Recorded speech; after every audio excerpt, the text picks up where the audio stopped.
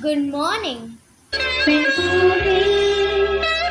இதிலென அதிசயம் இளமையின் அவசியம் இதிலென ரகசியம் இவன் மனம் புரியலையா ஆணின் தவிப்பு அடங்கிவிடும் பெண்ணின் தவிப்பு தொடர்ந்துவிடும் உள்ளம் என்பது உள்ள வரைக்கும் இன்ப துன்பம் எல்லாமே இருவருக்கும்